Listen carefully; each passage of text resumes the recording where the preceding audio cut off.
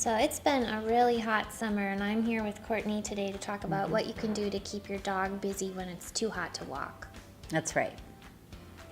So I know at my house we use a lot of frozen treats.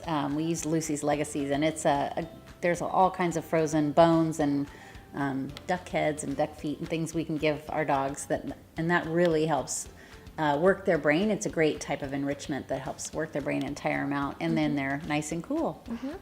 So frozen treats are a really good form of enrichment because you're also working some sensory stimulation. They're working their natural drives to chew and to lick and to smell things. So that's a great way to keep a dog busy on a hot day.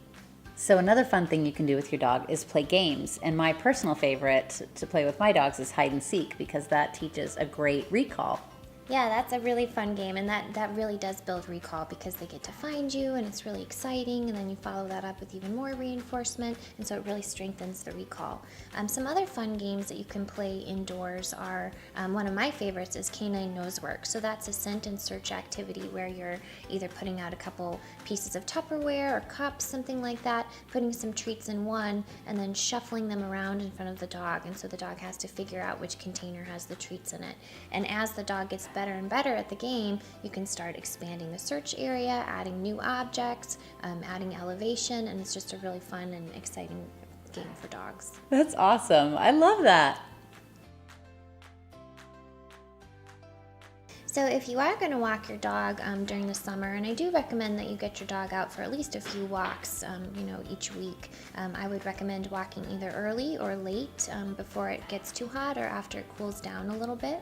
Yeah, and that's great for reactive dogs. So there's less dogs out early and late in the day, and so that's a lot less stressful for the dogs and a lot lower chance that you're going to run into a dog that you don't want to meet. And if you don't have a place to bring your dog to walk, you can always rent the dog park at Dog Boys in the morning or the evening, and then you have a good 5-acre space for your dog to actually run and play. And swim. Oh yeah, we've got a pond back there, so if you want to swim, that's a great hot, heat of the day activity too. So if you don't feel like driving out all the way to a pond or a lake, you can also just put a little baby pool in your backyard and have your dog splash around in that. One of the other benefits to making sure you're walking early or late in the day is that when you're walking in the middle of the day when it's super hot, that pavement is really hot and can burn a dog's feet super fast. We notice that a lot when we do events, that dogs are walking around on asphalt, and while the owners are standing around talking to us, the dog's going like this, and it's because it's just too hot on the pavement. You want to be really careful about that. So if you are going to be walking your dog during kind of the heat of the day, the middle of the day, I would absolutely recommend sticking to shadier trails, so not just being, out in the sun. Walnut Creek is a great place for that. They've got water spots, they've got lots of shady trails, and then also making sure that you bring some water along with you so your dog stays hydrated. Yeah.